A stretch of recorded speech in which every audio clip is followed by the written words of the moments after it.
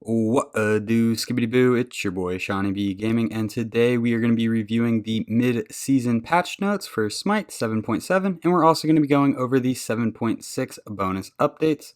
There is a lot of information going on in this mid-season update, so we're going to be kind of quick and kind of just hit on all of the big notes. So the Avatar, The Last Airbender, is going to be the Battle Pass theme of this upcoming Battle Pass.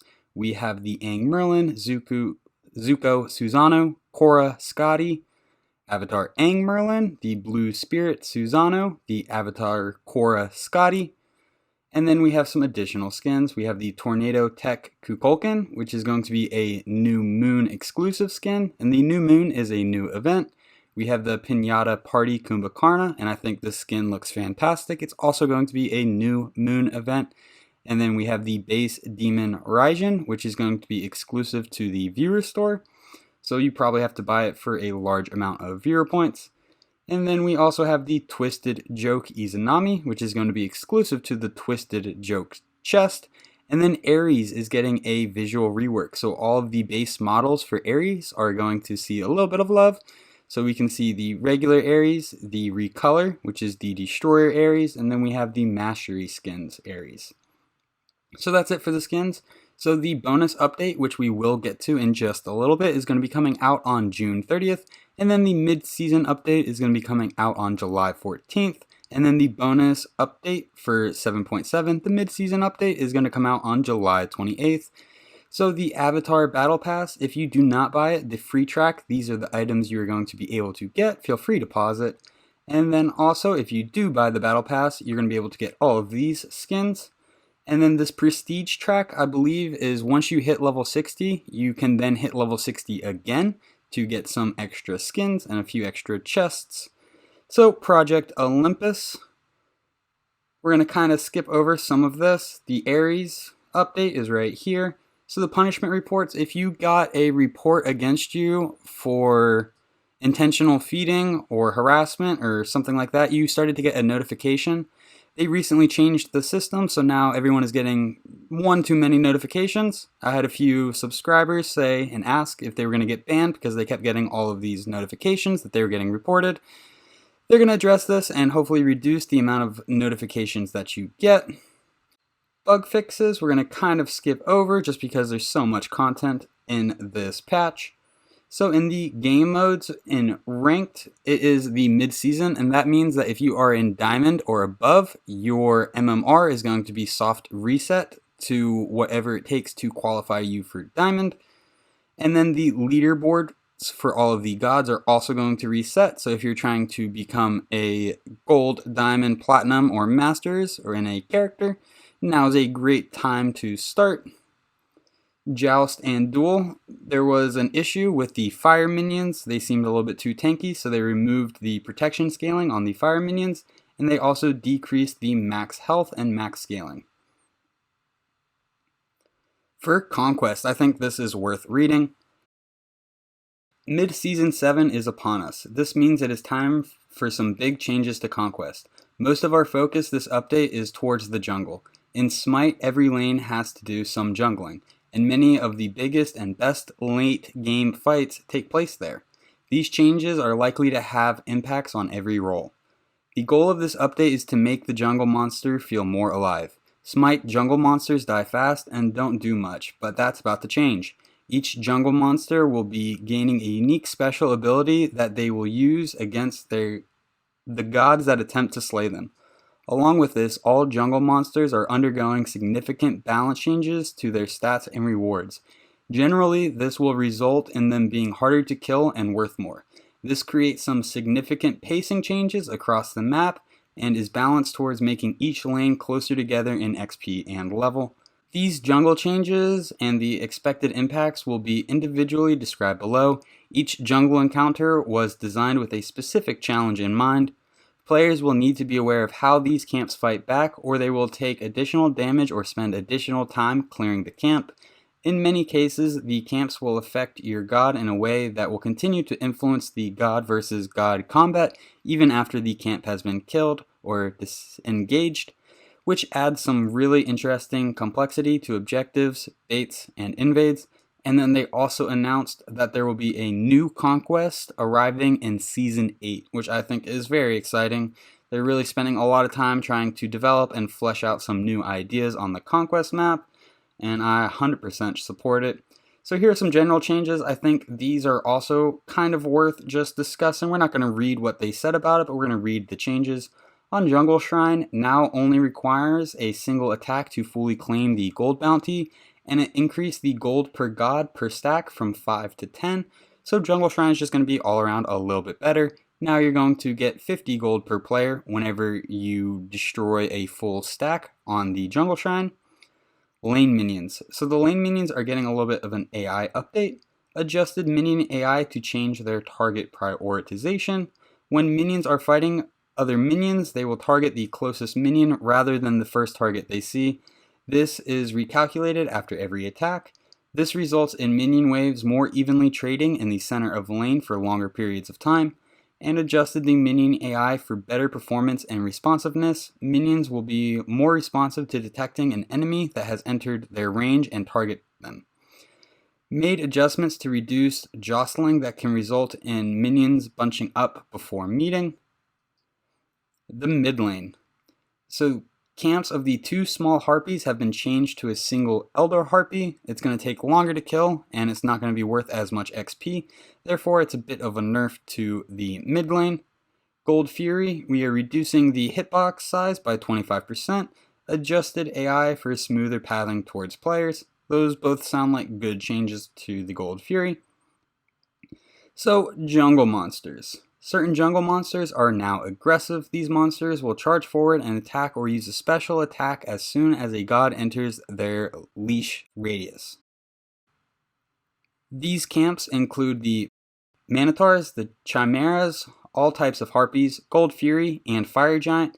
Others are defensive. These monsters will behave as usual and remain in place until attacked. The Oracles, Pyromancers, Centaurs, and Satyrs. So whenever you walk through the Fire Giant pit or the Gold Fury pit, they're now going to start attacking you. I think this is a very interesting change that will definitely affect how you want to path along the jungle. So there is a lot of changing. I kind of want to just read the new ability and not really talk about the base changes because everything is receiving base changes. Everything's going to be a little bit tankier and provide you a little bit more gold and XP. So the Alpha Harpy is going to gain a new ability. Screech applies a 15% attack speed debuff to its target, stacks up to 2 times, and lasts 6 seconds. The Elder Harpy. No ability for these, but they will follow the new aggressive behavior as described above. The Manticore or Red buff, new ability Berserk, triggers when Manticore falls below 45% health. This attack has increased attack speed, causing players to take more damage over time. The Chimera or Purple buff, the new ability is Void Sludge. Chimera fires a projectile attack at its target, applying a debuff to the first target it aggroes, decreases their protections by 20%. With this debuff applied, enemy minions will prioritize you less even if you deal damage to an enemy god. Lasts 20 seconds, and it has a 30-second cooldown. The Centaur speed buff, its new ability is Spear Thrust, winds up for a powerful thrust, damaging all enemies in a line, deals 3x its basic attack damage to enemies within range. Then we have the Satyr or the blue buff.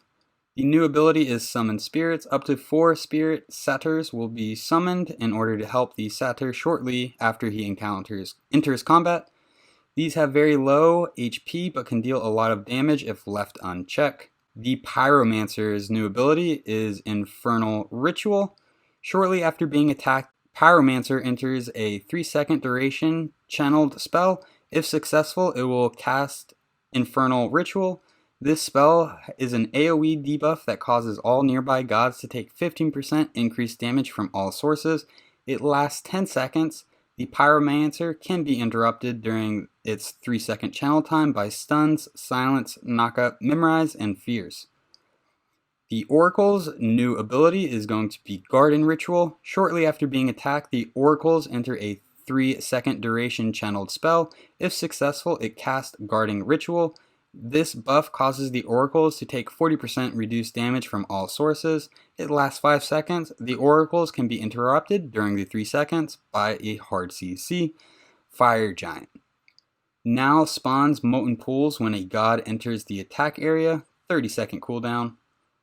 Gold Fury, its new ability, unique to each Fury, channels a spell on a single target that applies a stacking debuff every 0.5 seconds. Debuff lasts 5 seconds and it stacks up to 6 times, damaging and refreshing on each tick. So the regular Gold Fury is going to apply Burden of Riches, 5% slow per stack, plus 20 gold bounty when killed per stack. The Ani is going to provide Burden of War, 5% increased damage taken from all sources per stack. And then the Primal is going to be Burden of Dread, reduced damage dealt per stack. Up next, we have the item changes, and there is a lot here, so I'm going to kind of break it into 3 categories: nerf, buff, and change. So, Titan's Bane is receiving a change very similar to what Obsidian Shard, the equivalent on the magical item side of things, did at the beginning of the season. Its new passive, your first ability cast gains 20% physical penetration. This can only occur once every 10 seconds. It's going to get an increased cost, increased physical power from 30 to 40, added 20% physical penetration. The Executioner is receiving a little bit of a nerf. It's getting a price reduction from $23.50 to $2200. The increased physical power from 30 to 35, and it decreased the passive shred from 12% per stack to 7% per stack. So just off of these 2 changes, these 2 items were core penetration items for physical characters. They are reworking the physical penetration system entirely, just like they did to the magical system at the beginning of the year. And with all of these changes, some of these items are going to need to receive a buff in physical power to make up for the change in penetration. Atalanta's Bow is adding 20% pen, remove 10% movement speed, and its new passive. If you receive a kill or assist on an enemy god, you gain Atalanta's agility for 10 seconds. This effect increases your attack speed by 20% and decreases the movement penalty for attacking, backpedaling, and strafing by 50%. So, increases player movement speed while strafing from 80% to 90%, backpedaling from 60% to 80%, melee basic attack from 65% to 82.5%, and range basic attack from 50% to 75%. So, that is also a change. The Rage is getting an increase in cost from 2300 to 2400, so that's just a nerf. I think everyone's picking up Rage pretty early on because it's just very cost effective. The Silver Branch Bow is getting a 10% physical penetration. It removed the 10 flat pen, and it increased the physical power gained from passive from 1.5 to 2 per stack. So that's kind of a change, maybe a buff, we'll see. The 8-pointed Shuriken is reduced attack speed from 10% to 7%, so that is a nerf. And then our first new item, the Shadow Steel Shuriken. We're going to go ahead and read the description for the new items because it kind of gives us a sense of why the developers added these items to the game. Hunters have struggled to build anti-heal. Brawler's Beatstick and Toxic Blade have their strong use cases, but most hunters struggle to make room for those items effectively. Enter Shadow Steel Shuriken. Critical Strike is a stat line that is easier to build into for hunters, giving them access to this counter build option at the cost of some more pure damage choices. So it's going to cost 2,500 gold. It's going to have 20 physical power, which is a low amount, 10% attack speed, also a low amount, 20% critical chance, a regular amount, and then its new passive, enemies hit by your critical strikes have a 40% reduced healing and regeneration for 8 seconds. Poison Star is getting a decreased attack speed from 15% to 10% and is increasing its physical power from 30 to 35. I think that's going to be a nerf overall.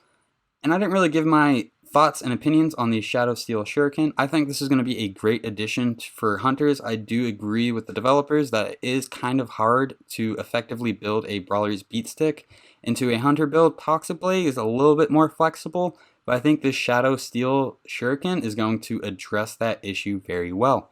Wind Demon. So Wind Demon's getting a decreased critical strike chance from 20% to 15%, decreased physical power from 30 to 25, and its passive now provides 10% physical penetration in addition to the attack speed and movement speed. So some changes all around there. I think they're just trying to rebalance it. I imagine that these numbers will probably change in the future just because they're rebalancing pretty much the whole physical system. Soul Eater is getting a decreased cost from 2,300 to 2,100, decreased power from 40 to 30. They removed the 200 mana that were on the item, added 10% physical penetration, and it now provides 5% ability lifesteal even before stacks are completed and the item evolves. Evolved Soul Eater decreased power from 60 to 40, removed the 200 mana, added 10% physical penetration, and increased physical ability lifesteal from 15% to 20%. I bet you that Soul Eater will get picked up a little bit more because it has that flat or the 10% penetration, and it's also getting an increase in its ability lifesteal.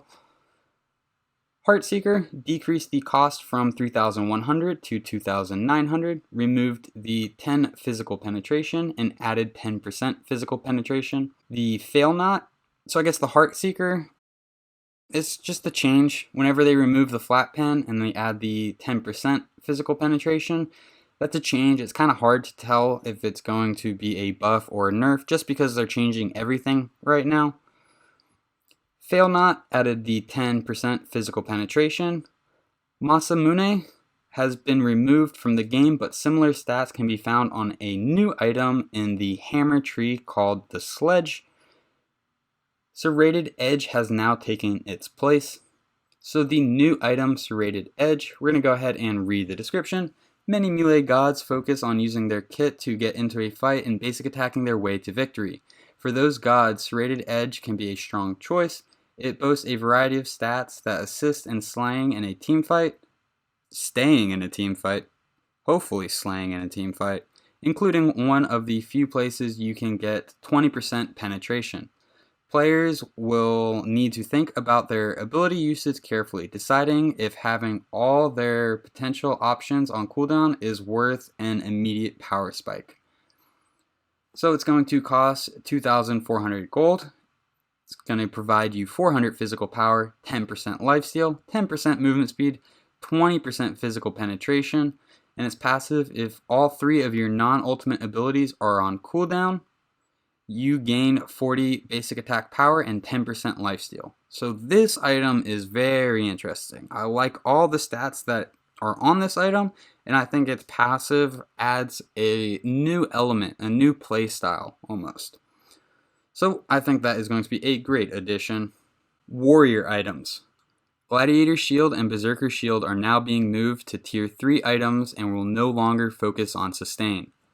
So Gladiator Shield is now a tier 3 item that builds off of Tower Shield. It's going to cost 2,500 gold. It's going to provide you 25 physical power, 200 health, 40 physical protections, and 10% cooldown reduction. And the Gladiator Shield's new passive, any enemy god who is under 50% health takes bonus damage from your abilities equal to 15 plus 2 per level, bonus physical damage. Triggers only once per enemy per ability. Berserker Shield is now a tier 3 item that builds off the same Tower Shield. It's going to cost 2,500 gold. It's going to provide you 40 physical power, 30 physical protections, 20% attack speed, 10% physical protections, and its new passive, if you drop below 40% HP, you become Berserk.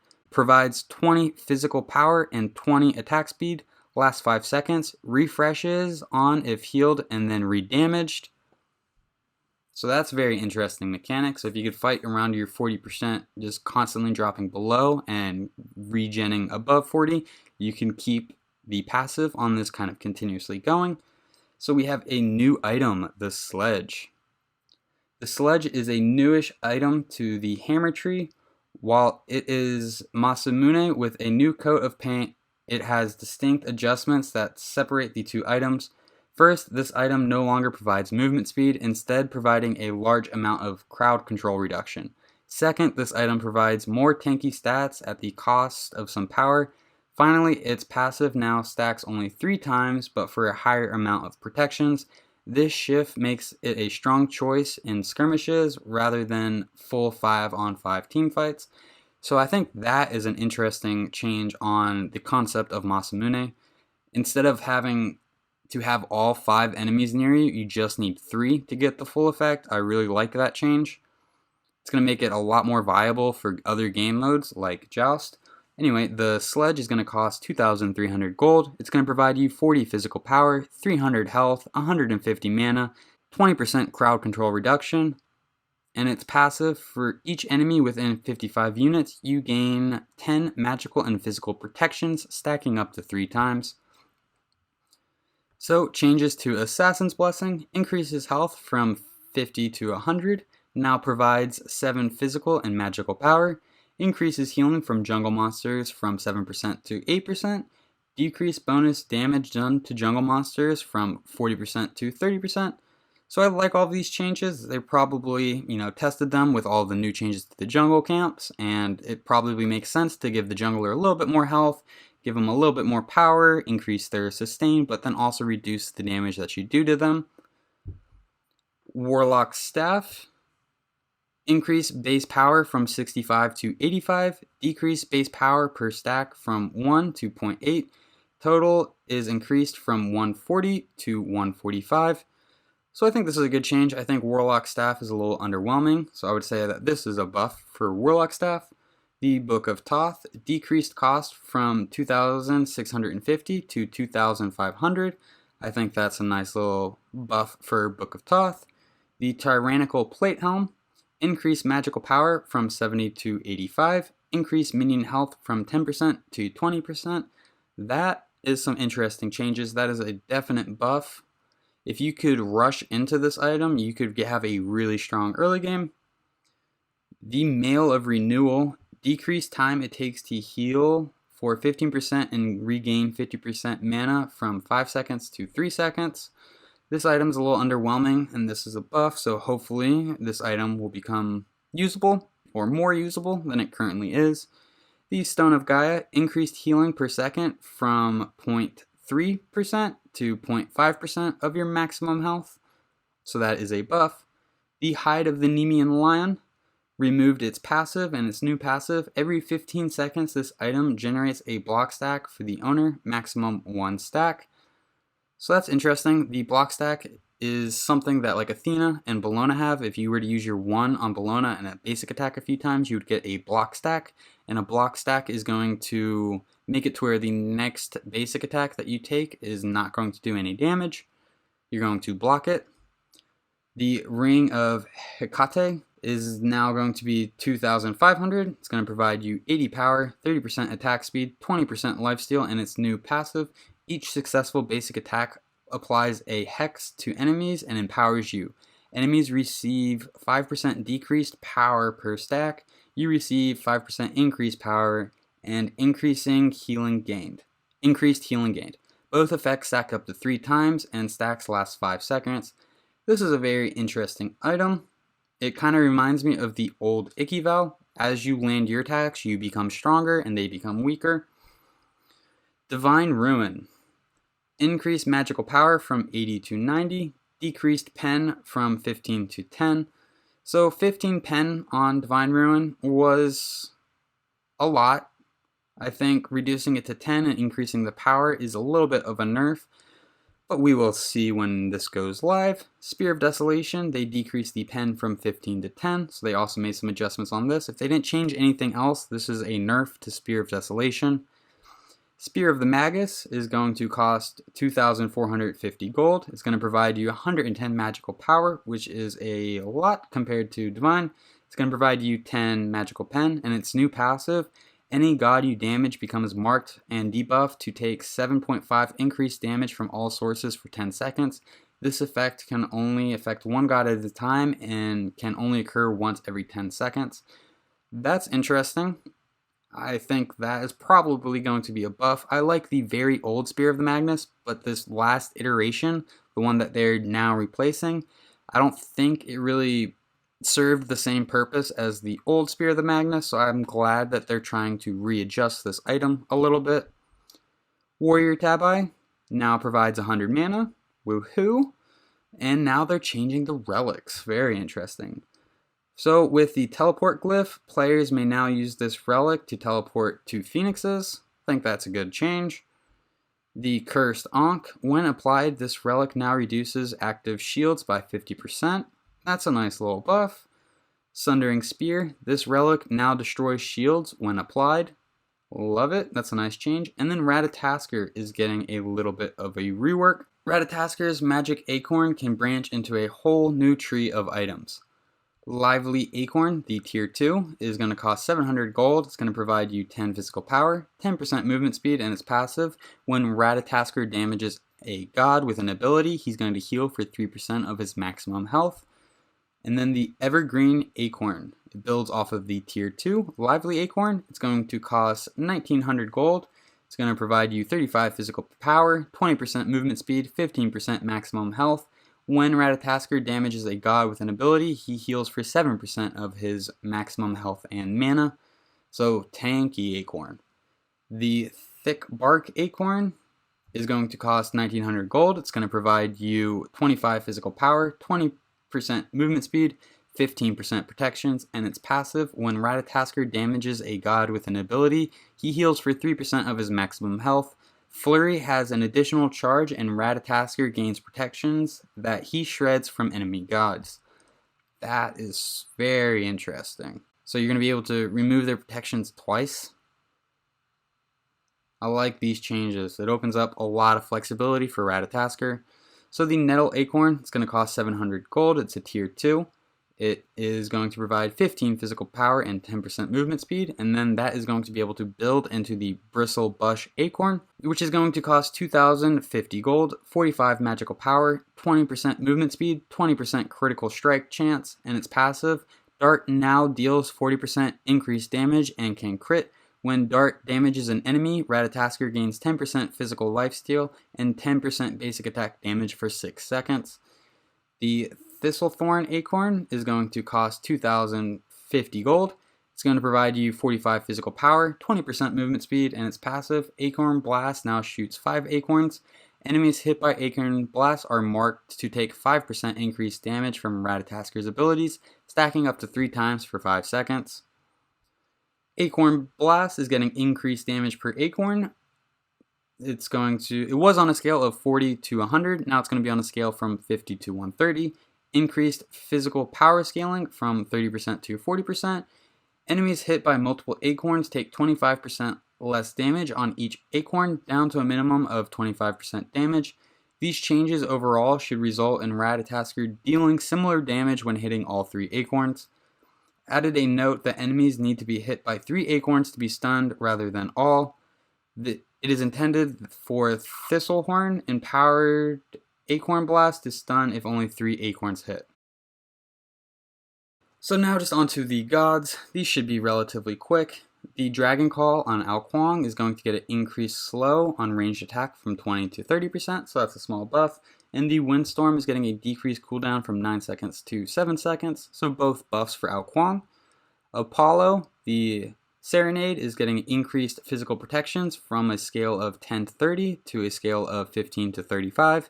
An adjusted mesmerized duration from a scale of 1.1 second to 2.3 seconds to now it is a scale of 1.5 seconds to 2.3 seconds. So it's a little bit stronger in the early game. Across the Sky, increased scaling from 30% to 40%, which if you hit everything is now going to be 160% compared to the previous 120%. So all buffs for Apollo. Hopefully all these buffs are going to make these characters a lot more viable in Conquest. RDO. Energy Surge increase Druid damage from a scale of 70 to 190 to a scale of 80 to 200. The heal range is increased from 55 to 65, so that is also a buff. Heavy Charged increased slow from a scale of 10 to 30% to a scale of 20% to 30%, so it's going to be a little bit stronger early on. Baba Yaga, Baba's Brew, increased damage on a scale of 65 to 225 to a scale of 85 to 225. Home Sweet Home increased shield health from a scale of 100 to 420 to where now it is a scale of 160 to 440. So everything we've said about the gods have been buffed so far. Bakasura, Eat Minions increased physical power scaling on the self-heal from 70% to 85%, increased protections from a scale of 10% to 30% to 10% to 42 protections, not percent, I apologize. Baron Someday, Vivid Gaze, increased damage on a scale of 80, scaling up to 240, to a new scale of 90, scaling to 250. Wrap It Up, increased scaling from 5% to 8%, so now whenever you hit your 3 on somebody, it's going to do 40% magical scaling instead of the original 25% magical scaling. Kukulkan, his Tremors, now deals an initial tick of damage immediately upon casting. Changes like this in the past have brought characters into the meta. Aphrodite is a great example. Thor is another example where they put some of the damage on the front end. So maybe Kukulkan will become super viable. Cerberus, the Paralyzing Spit is a decreased cooldown from 16 seconds to 4 seconds. The Soul Explosion is getting a decreased cooldown from 16 seconds to 14 seconds. So 2 reduced cooldowns for Cerberus. Interesting changes. Chiron, the Training Exercise, increased damage on a scale of 80 to 300 to a scale of 100 to 300. So that's going to be a buff. Increased scaling from 70% to 80% on his Masterful Shot. Cthulhu can no longer use relics while in his ultimate with Cupid. Heart Bomb, minions take an additional 50% of the explosion. Minions take an additional 50% damage from the initial hit. Medusa, her Viper Shot now has 4 charges at all ranks, and the increased scaling from 10% to 12.5%. Acid Spray is getting an increased scaling from 70% to 80% and an increased range of 40 to 45. So the increases in scaling are usually a pretty big deal compared to an increase in base numbers. So it looks like Medusa is going to become a lot more viable with power and damage builds. Lacerate, increased root duration from 0.5 seconds to 1 second. Changes for Mulan. So her Grapple, increased training speed. It was originally you needed 300 damage, 700 damage, and then 1500 damage to evolve it through all the stages. And now it is going to be 200, 700, and 1900. And the increased protections, the base protections from your grapple are going to increase by 5 at all ranks. Divine Mastery, increased arrow scaling from 50% to 60%. Neith's Backflip, the animation and travel time for this ability has been sped up by 25%. That's very interesting. Broken Weave, all enemies now see Neith's base skin weave models, even if Neith has a skin equipped. Unravel, decreased attack speed debuff from 30% to where now it scales, so at level 1 it's going to be 18%, at level 5 it's going to be 30%. This ability now steals attack speed from enemy gods only, decreasing their attack speed and buffing Neith's by the same amount. Adjust buff/debuff duration from...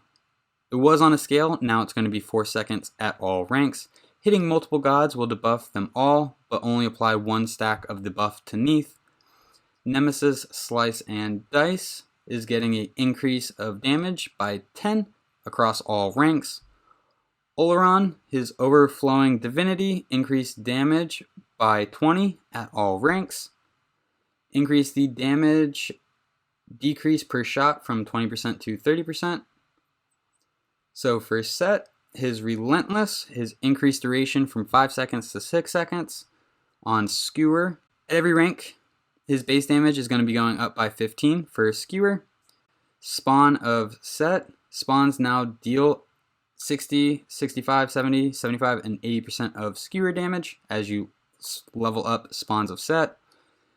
Sung Wukong, Undefeated Body, increased percent HP where his passive triggers from 40% to 50%. Increase the duration of his passive self buff if he heals above 50% HP from 10 seconds to 12 seconds. 72 transformations increased Tiger Stun to where now it is at 1.4 seconds at all ranks. Sylvanas, his wisps are getting an increased damage. It was on a scale of 10 to 30. Now it's going to be a scale of 14 to 38 per tick. The Wrath of Terra is getting a damage increase. It was on a scale of 60 to 100. It is now going to be a scale of 60 to 120. For Toth, the Hieroglyphic Assault, this damage increase will affect all enemies, not just gods. Increases scaling damage from 20% to 25%. Added fall-off damage past the 55 range, reducing damage by 25%. And then Ymir. Frostbite, Ymir's passive, increase the duration from Frostbite from 4 seconds to 6 seconds. Increase the damage reduction from 10% to 15%. So these were all buffs on this patch. I know there's a lot of information here, guys. Bear with me. I think we got through it, and we'll do a more detailed dive in the upcoming weeks leading up to this patch. But let's go ahead and review the bonus balance for 7.6. This patch is much shorter and much more manageable.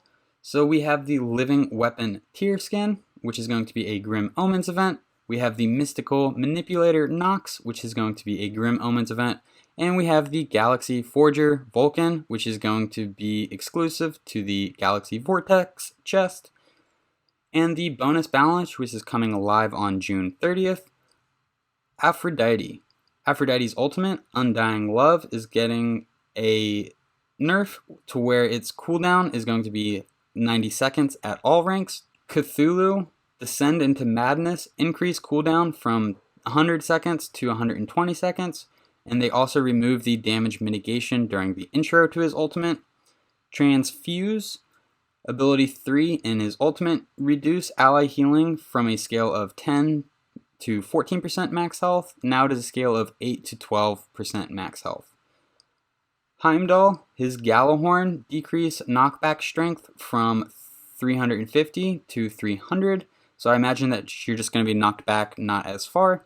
Bifrost, increase base time from 0.5 seconds to 0.8 seconds. With Hell, her decay and restoration, decrease damage on a scale of 70 to 270, to where now it is a scale of 60 to 260, so minus 10 at all ranks. This counts for both light and dark damage. Decreased light healing scaling from 30% to 25%. Jormungandr, decreased basic attack damage from 11.2 to 9.6. So I think that's a pretty big nerf. I think Yorm really strives early game on his basic attack. Nike, barrier formation, decreased the damage. It was on a scale of 85 to 305. Now it's going to be a scale of 70 to 310.